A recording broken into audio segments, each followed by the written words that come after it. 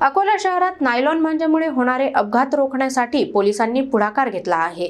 जिल्हा पोलीस अधीक्षक अर्चित चांडक यांच्या संकल्पनेतून दुचाकी वाहनांवर लोखंडी सेफ्टी आर्च बसवण्याची विशेष मोहीम सुरू करण्यात आली आहे। नायलॉन किंवा चायनीज मांजामुळे दुचाकीस्वार आणि पादचाऱ्यांच्या जीविताला गंभीर धोका निर्माण होत असताना अकोला पोलिसांनी प्रतिबंधात्मक उपाययोजना राबवली आहे।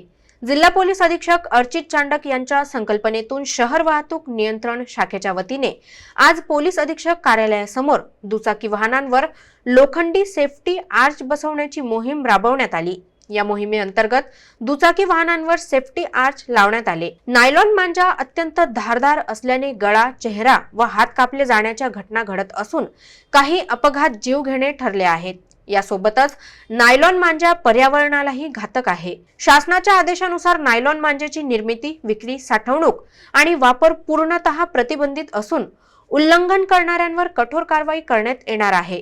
पुढील 7 दिवस शहरभर ही मोहीम सुरू राहणार असून नागरिकांनी सुरक्षिततेसाठी सहकार्य करावे असे आवाहन अकोला पोलिसांकडून करण्यात येत आहे।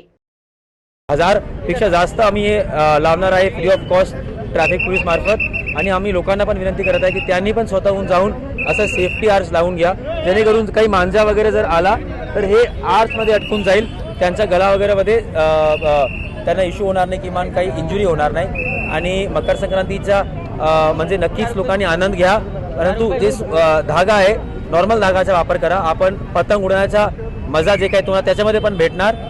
चायनीज मांजा प्रतिबंधित आहे, ते गुन्हा आहे, तर कृपया करून त्याचा वापर करू नये।